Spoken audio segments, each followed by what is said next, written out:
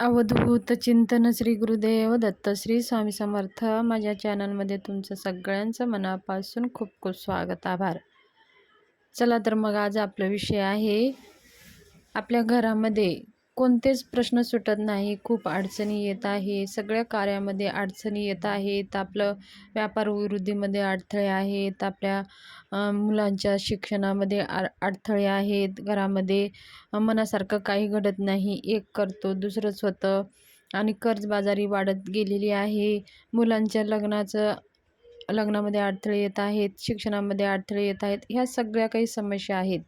तर ह्या सगळ्या समस्या कशामुळे जाणवतात आणि आपण काय करतो की ह्या समस्या आपल्याला लागलेली आहे. मग कोणी शेजारी पाहतो की कोणत्या देवाची सेवा करत आहेत, तर आपण तेच पाहतो आणि तेच करायला बघतो. तर हे सगळं चुकीचं आहे. जे काही आपल्याला सेवा करायची आहे, ह्या सगळ्या समस्या आपल्याला जाणवत असेल तर आपण अगोदर आपल्या कुलदेवी आणि कुलदैवत, सगळ्यांच्या परिवारामध्ये एक कुलदेवी आणि एक कुलदैवत हे असतेच असते. तर आपलं कोणतं कुलदैवत आहे आणि कोणती कुलदेवी आहे हे आधी आपल्याला समजून घ्यायचं आहे. असं नाही की आपली एक कुलदेवी आहे, समजा आता तुमची तुळजापूरची कुलदेवी आहे, तर तुम्ही कोल्हापूरच्या देवीचं किंवा तुम्ही रेणुका मातेचं सेवा केली तर आपल्याला मनासारखं फळ भेटणार नाही. जसं आपल्या आईला सोडून मावशीची सेवा केल्यासारखं असं होतं. म्हणून आपल्याला आपल्या मनासारखं घडण्यासाठी, आपल्या कार्यातले सगळे कार्य पूर्ण होण्यासाठी, आपल्या मनासारखं सगळं होण्यासाठी आणि आपल्या जीवनातले जे काही प्रश्न आहेत ते सुटण्यासाठी फक्त आपल्याला कुलदेवीची सेवा करायची आहे.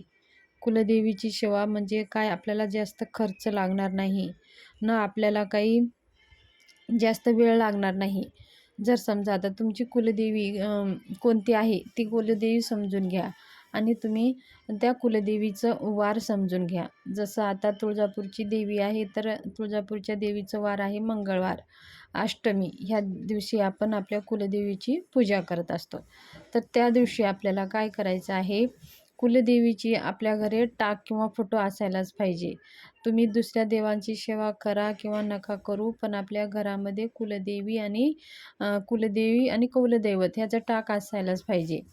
जर नसेल तर तुम्ही ते आवर्जून घ्या. तुमच्या जीवनामध्ये काही अडथळे येत असेल तर कुलदेवी आणि कुलदेवाचं टाक किंवा फोटो ते तुमच्या देवघरामध्ये असायलाच पाहिजे, ते घ्या. आणि मग तुम्ही मंगळवारी काय करा, संकल्प करा.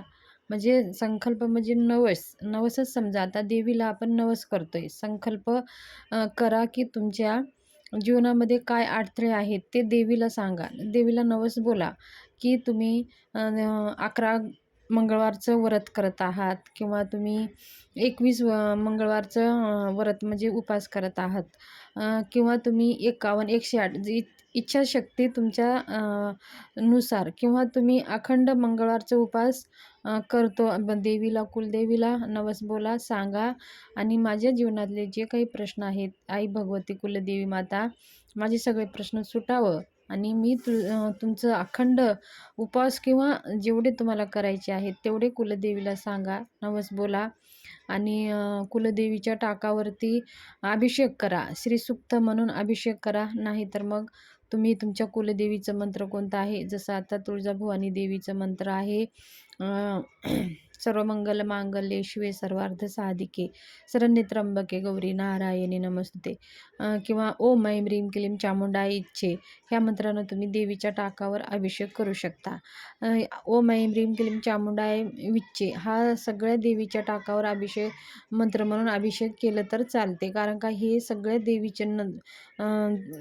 देवीचे मूळ मंत्र आहेच ह्या मंत्रामध्ये. म्हणून हे मंत्र म्हणून जरी आपण अभिषेक केला तरीही पण चालेल, किंवा श्रीसूक्त म्हणून अभिषेक केला तरी पण चालेल. मग कुलदेवीची अभिषेक झाल्यानंतर स्वच्छ टाक किंवा फोटो पुसून घ्यायचा आहे. जर फोटो असेल तर तुम्ही फक्त फोटोला पाणी शिपडा आणि श्रीसूक्त म्हणा 1 वेळेस किंवा 16 वेळेस. मंत्र म्हणत असाल तर तुम्ही 108 वेळेस म्हणा आणि थोडं थोडं पाणी शिपडून फोटोला स्वच्छ पुसून घ्यायचं आहे. आणि मग पुसून घेऊन टाकाला स्वच्छ पुसून घ्यायचं आहे आणि हळदी कुंकू त्या टाकाला लावून जागच्या जागी आपल्याला ठेवून द्यायचं आहे. धूपदीप वाळायचं आहे, फुलं अर्पण करायची आहेत आणि देवीची नैवेद्य दाखवून आरती करायची आहे आणि आवर्जून देवीला त्या दिवशी खिरीचं नैवेद्य अर्पण करायचं आहे आणि देवीला विडा म्हणजे तांबूळ विडा अर्पण करायचा आहे. देवीला अत्यंत प्रिय आहे. तांबूळ विडा कसं बनवायचं आहे, 2 आपल्या दोड्याचे पानं घ्यायचे आहेत आणि देठ देवीकडे करून ठेवायचं आहे. त्याच्यावरती आपल्याला 2 विलायची, 2 लवंगा, थोडीशी सुपारी, सोप हे तिथं त्या विड्यावरती अर्पण करायचे आहेत आणि मग त्या विड्याला पाणी 3 वेळेस फिरून देवीला 3 विडा अर्पण करायचा आहे. देवीला अत्यंत प्रिय हा विडा आहे. आपली लवकर मनोकामना पूर्ण करण्यासाठी देवीला विडा दररोज जर अर्पण केला तर खूप अतिउत्तम. जर दररोज तर तुम्हाला जमत नसेल तर तुम्ही मंगळवारी अष्टमीला देवीला आवर्जून हा तांबूळ विडा अर्पण करा आणि दुसऱ्या दिवशी ते विडा घ्यायचा आहे, आपण प्रसाद म्हणून खाऊन घ्यायचा आहे आणि दुसरा विडा देवीला अर्पण करायचा आहे. आणि प्रत्येक पौर्णिमेला आपल्या देवीची आपल्या घराच्या घरीच ओटी भरायची आहे. तुम्हाला तर माहिती आहे ओटी कशी भरावी. देवीला एक खण घ्या किंवा साडी घ्या. खण घेतलं तरी पण चालेल आणि एक नारळ घ्यायचा आहे, 11 रुपये दक्षिणा घ्यायचा आहे, थोडेसे तांदूळ घ्यायचे आहेत आणि फुलं, ओटीचे सामान आणि एखादी वेणी ठेवू शकता एवढे आणि तांबूळ विडा हे घेऊन देवीला आपल्या घरच्या घरी जसं आपण मंदिरात जाऊन ओटी भरतो, शक्य असेल तर तुम्ही मंदिरात जाऊन भरू शकता, शक्य नसेल तर तुम्ही घरच्या घरी ही ओटी देवीची तुम्हाला भरायची आहे. तर ही ओटी तुम्ही दर पौर्णिमेला आवर्जून भरा. आपल्या कुलदेवीची सेवा अत्यंत उच्च कोटीची सेवा आहे आणि कुलदेवीची सेवा हे घरच्या महिलांनी करायची असते. म्हणजे महिला ही स्त्री घरची लक्ष्मी असते, म्हणून कुलदेवीची सेवा हे घरच्या महिलांनी करायची असते. समजा आता घरामध्ये अशी महिला नसेल तर पुरुषांनी केलं तरी पण चालेल, काही अडचण नाही. आणि आपल्याला उपवास, मंगळवारचा उपवास आवर्जून करायचा आहे. समजा आता आपल्याला पिरियड आले तरी त्या उपवास आपल्या जर तुम्ही संकल्प करून व्रत करत असाल तर तो पिरियड आलेलं ते आपल्याला मोजता येणार नाही आणि उपवास धरू शकता, पण आपल्याला आपल्या मोजनामध्ये ते गाळून टाकायचं आहे आणि पुढचं अजून कंटिन्यू आपल्याला आपले जेवढे संकल्प करून नवस बोलून आपण उपवास करत आहात ते आपल्याला व्रत पूर्ण करायचे आहेत.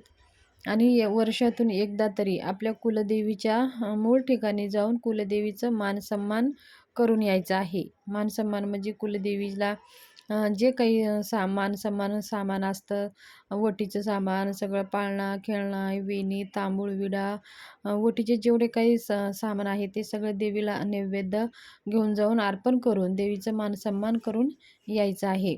वर्षातून एकदा तरी आपण आवर्जून आपल्या कुलदेवीच्या मूळपीठावर जाऊन यायचं आहे. किंवा आपल्या घरामध्ये काही चांगले कार्य जर घडले तरीही कुलदेवीला जाऊन आपण मानसन्मान करून देवीला आपल्या घरामध्ये काही चांगले कार्य झाले म्हणून सांगून यायचं असतं. तर तुम्ही ही काहीच खर्च न करता आपल्याला ह्या सेवा आपल्याला करायच्या आहेत. इकडच्या तिकडच्या सेवा न करता तुम्ही आपल्याच कुलदेवीची सेवा मनाभावे करा.